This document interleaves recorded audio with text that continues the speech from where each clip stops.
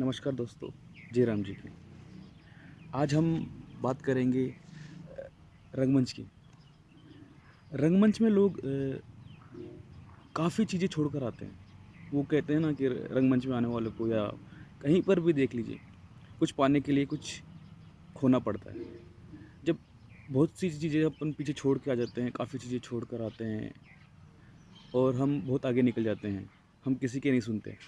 रंगमंच में लोग घर परिवार वालों से लड़कर आते हैं, रिश्तेदारों से उनकी बातें सुनते हैं या दोस्तों की ताने सुनते हैं या गुरुजनों के ताने सुनते हैं। जो भी उनके सीनियर्स लोग हैं, उनके ताने सुनते हैं। हर चीज़ से लड़कर आते हैं और जब हम रंगमंच में आते हैं तो कुछ मुकाम पाने के लिए या फिर अपनी आत्मसंतुष्टि के लिए आते हैं। लेकिन आज मैं पूरे रंगमंच की तो बात नहीं करूँगा, खासकर जयपुर के। कि जयपुर में मैं रहता हूँ तो जयपुर के रंगमंच से कहीं न कहीं प्रत्यक्ष अप्रत्यक्ष रूप से जुड़ा हुआ हूँ।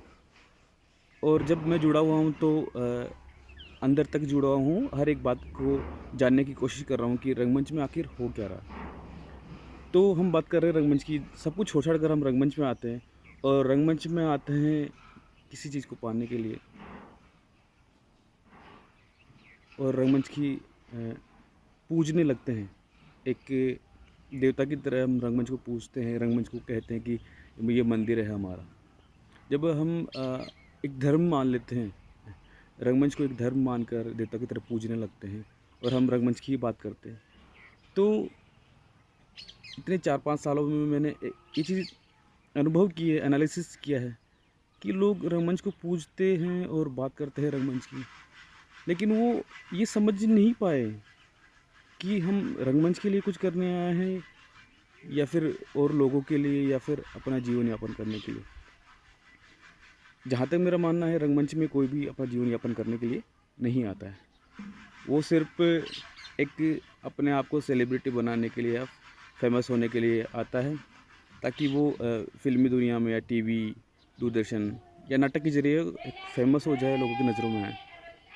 लेकिन धर्म की तरह, देवता की तरह अपन रंगमंच को पूजते हैं और रंगमंच में आकर अपने कर्म को, अपने धर्म को भूलकर हम रंगमंच की बात ना करें और चंद कुछ इवेंट्स जैसे कि थिएटर फेस्टिवल या फिर और भी इस तरह के कोई भी इवेंट हो, उस पर हम एक निर्भर हो जाएं कि वो वहाँ से हमें कुछ काम मिलेगा तो हम काम कर पाएंगे और अपने धर्म की बात को, अपने मंदिर की बात को छोड़कर उसमें लीन हो जाएंगे।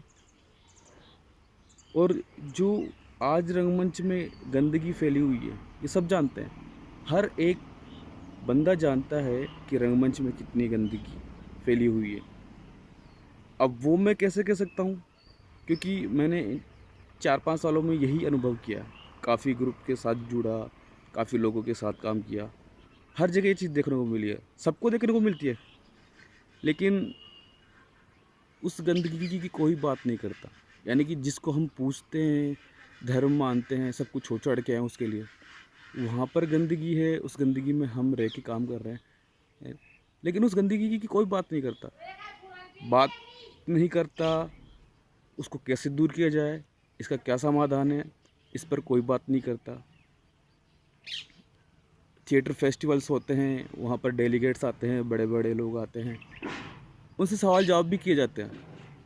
लेकिन इस बात पर कोई बात नहीं करता कि ये जो गंदगी फैली हुई है, कि उसको कैसे दूर किया जाए। सबसे पहली बात तो ये है कि उसका कारण क्या है जो ये गंदगी दिन ब दिन बढ़ती जा रही है, फैलती जा रही है और रंगमंच को पूजने वाले ही क्या इसके ज़िम्मेदार हैं कि उस गंदगी को बढ़ने दिया जा रहा है?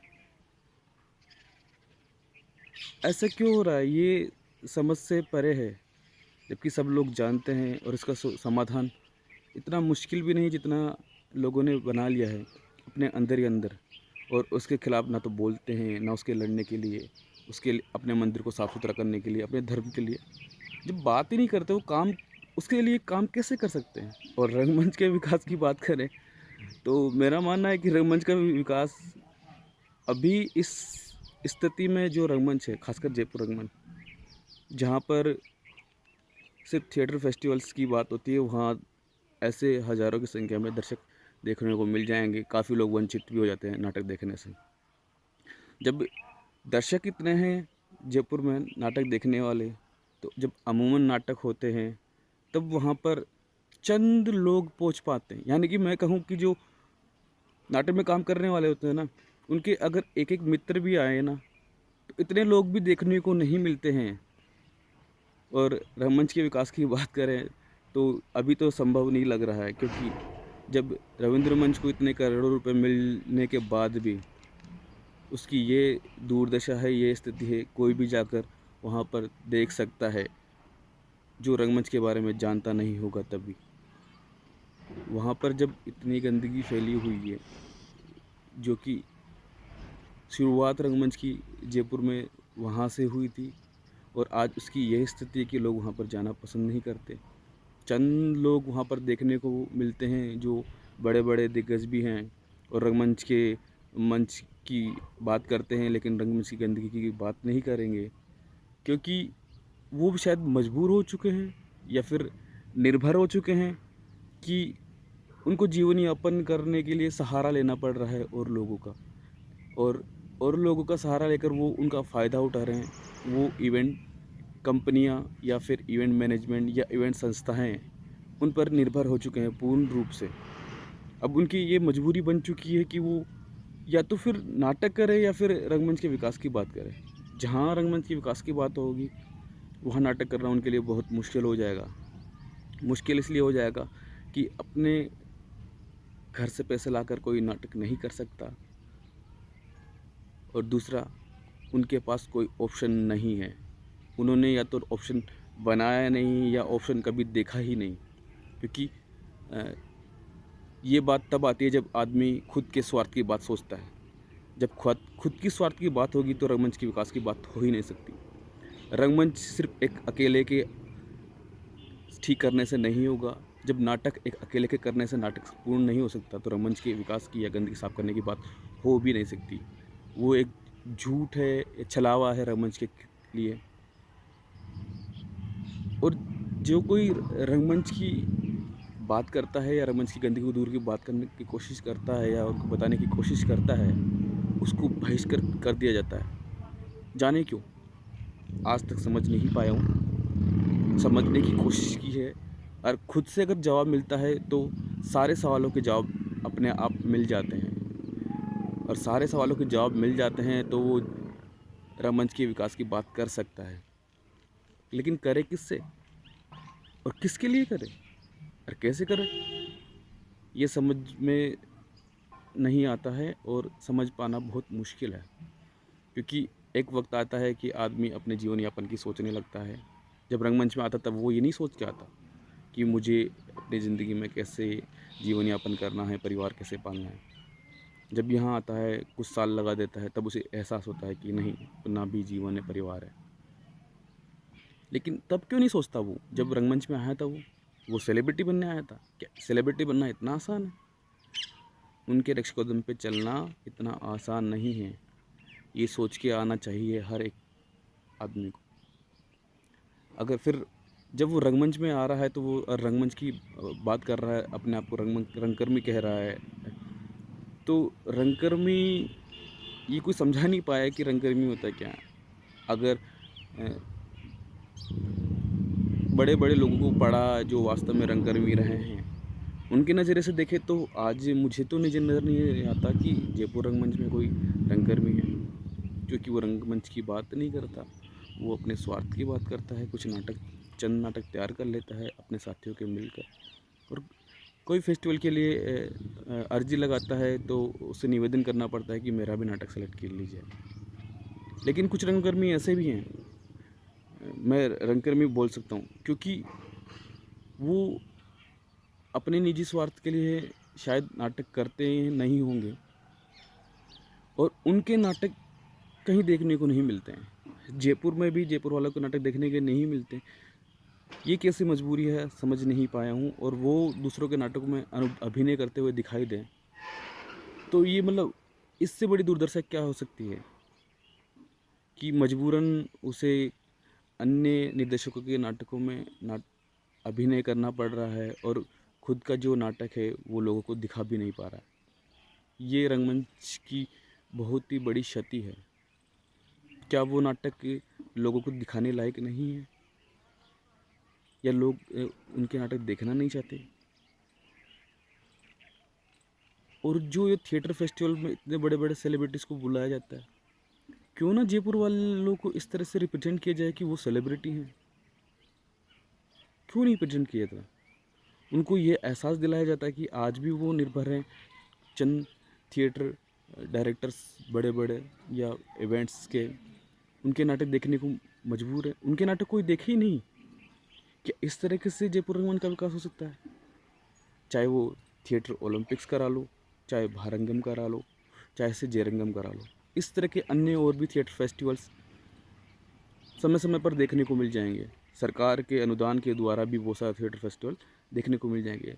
लेकिन इन 4-5 साल के दौरान मैंने ये नहीं देखा कि कोई भी रंगकर्मी या नाट्य निर्देशक जयपुर के लिए एक सेलिब्रिटी हो। ये रंगमंच की क्षति नहीं तो क्या कहेंगे? ये बहुत बहुत बड़ा दुर्भाग्य है। जो सब कुछ छोड़ छाड़ कर आता है, रंगमंच को मंदिर समझता है, रंगमंच को पूजता है, उसके चारों ओर गंदगी जो फैली हुई है, वो उसकी बात भी नहीं कर पाता है, या उसे साफ भी नहीं कर पाता। साफ करने की तो दूर की बात है, जब उसको देख ही नहीं रहा, वो जानबूझकर ही नहीं देख रहा, वो गंदगी साफ करने की दूर की बात है, वो उसकी बात भी नहीं कर सकता। और सबसे बड़ी बात है कि उस गंदगी में उसको वो बदबू नहीं आ रही, उसे वो गंदगी तो नज़र नहीं आ रही, बदबू भी नहीं आ रही, ताकि वो नाक पर रुमाल लगा सके, कपड़ा लगा सके। एक एक ऐसी आदत बना ली है जयपुर रंगमंच ने। ये जयपुर रंगमंच के लिए बहुत क्षति है, और मैं कहूँगा कि दुर्भाग्य की बात है। अभी मेरे पास ऐसे कोई शब्द नहीं मिल रहे, क्योंकि वो शायद जयपुर वालों के लिए अपमानित शब्द होंगे। जो वास्तव में रंगकर्मी हैं उनके लिए अपमानित शब्द होंगे, वो गाली होंगे। मैं जयपुर रंगमंच को ना तो अपमानित करना चाहता हूँ, ना ही जयपुर के जो वास्तव में रंगकर्मी हैं, ना उनको मैं गाली देना चाहता हूँ, ना ही मैं रंगमंच को गाली देना चाहता हूँ। मैं सिर्फ एक सवाल जो मेरे मन में था, उसके लगभग लगभग अब जवाब मिल चुके हैं। आज स्थिति ये आ चुकी है कि ऐसा मैंने कोई बहुत बड़ा पाप कर दिया हो, या फिर गुनाह कर दिया हो, कि कहीं मैं जाता हूँ तो मेरे साथ में कोई खड़ा भी नहीं रह सकता, मतलब खड़ा रहना ही नहीं चाहता। जैसे कि जितने भी इल्ज़ाम मुझ पे लगे हुए हैं, या मैंने जो पाप किए हैं, या मैंने कोई गुनाह किया है, वो उन पर ना मढ़ दिए जाएं, या उनका असर उनके ऊपर ना पड़ जाए, तो लोग उनके बारे में भी गलत ना सोचने लगे, गलत ना बोलने लगे। उससे कोई फ़र्क नहीं पड़ता। मैं अपने आप में क्लियर हूँ, जिस चीज़ के लिए मैं रंगमंच में आया हूँ, मैं उसी पर ही काम कर रहा हूँ। रंगमंच के लिए ये ज़रूरी नहीं कि सिर्फ नाटक किया जाए। सिर्फ नाटक करना मैं नहीं मानता कि सिर्फ नाटक करना ही रंगमंच है। ना ही मुझे किसी ने ये सिखाया है अभी तक कि सिर्फ नाटक करना ही रंगमंच है। जो भी मेरे गुरु हैं, जो भी जिनको मैं गुरु मानता हूँ, या मेरे परिवार है, या उनके संस्कार है, उन्होंने मुझे कभी ये नहीं सिखाया कि सिर्फ नाटक करना ही रंगमंच है। रंगमंच के बहुत सारे पक्ष हैं जिस पर कोई बात नहीं करना चाहता, जिसको कोई देखना नहीं चाहता। सिर्फ आज ये मानने लगेंगे कि सिर्फ नाटक करना ही रंगमंच है, जो कि नाटक के विकास को आगे कभी नहीं ले जा सकता। क्योंकि कल का आया हुआ कोई एक बंदा ही कल नाटक करने लग जाता है, और 30 साल 40 साल से रंगमंच में जो सक्रिय है वो भी नाटक कर रहा है। तो रंगमंच का विकास अभी तक कहीं नज़र नहीं आ रहा है। जो कि जयपुर रंगमंच का एक गढ़ माना जाता है, रविंद्र मंच, वहाँ की स्थिति इतनी दयनीय स्थिति है कि वहाँ पर कोई लोग जाना नहीं चाहता, और कोई फेस्टिवल्स भी नहीं करना चाह रहा। आज स्थिति ये आ चुकी है। क्यों? इसके बारे में सोचने वाला ना तो कोई रंगकर्मी है, ना कोई संस्था है, ना कोई यूनियन है, ना कोई चंद रंगकर्मी हैं जो मिलकर उसके लिए कुछ बात भी कर सके, अपनी बात कहीं पर रख सकें। ये रंगमंच के लिए दुर्भाग्य नहीं तो और क्या है। इसलिए ना तो मैं रंगमंच को गाली दे रहा हूँ, ना किसी रंगमंच के रंगकर्मी की आत्मा को आहित कर रहा हूँ। अगर मैं रंगमंच को किसी को लगता है कि मैं गाली दे रहा हूँ या किसी रंगकर्मी की आत्मा को आहत कर रहा हूँ या फिर किसी भी कलाकार को अपमानित कर रहा हूँ, ऐसा नहीं है। अगर उनको ऐसा लगता है तो उसके लिए मैं क्षमा चाहता हूँ कि मेरा ऐसा कोई भी उद्देश्य नहीं है कि किसी भी कलाकार, रंगकर्मी या रंगमंच के लिए काम करने वालों को मैं आहत करूँ।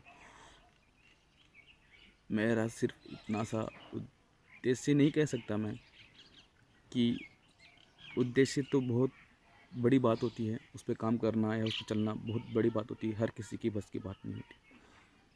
बस एक जो सच है, सच की बात करना चाहता हूँ, क्योंकि जयपुर रंगमंच का विकास मुझे नहीं लगता आज इस स्तर पर स्थिति में हो सकता है। बस कुछ थिएटर फेस्टिवल्स और बड़े हो सकते हैं, लोगों की संख्या फेस्टिवल्स में हज़ारों से लाखों तक भी पहुंच सकती है, लेकिन मज़ा तो तब आए कोई एक नाटक हो, कोई एक निर्देशक कुछ पैसों से, अपने पैसों से एक नाटक तैयार करे और वहाँ पर कम से कम, मैं नहीं बात कर रहा कि नए दर्शकों की, नए दर्शकों तो कहीं मिलेंगे नहीं, मैं बात नहीं कर रहा नए दर्शक जोड़ पाएँ वो लोग, ये बहुत बड़ी बात है नए दर्शकों को जोड़ना।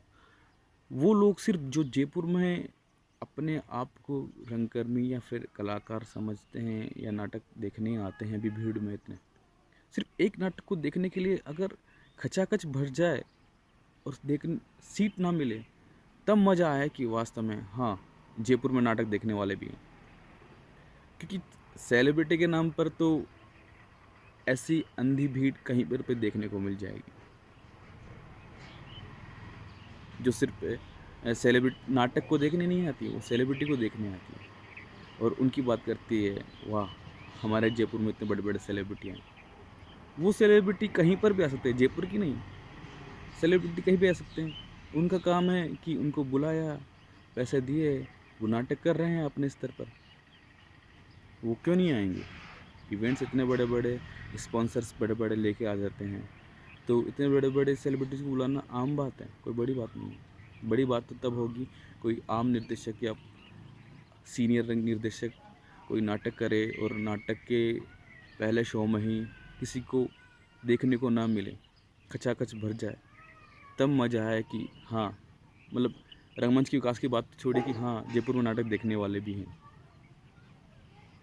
लेकिन आज स्थिति बहुत दयनीय है, जिस पे सोचने की ज़रूरत है।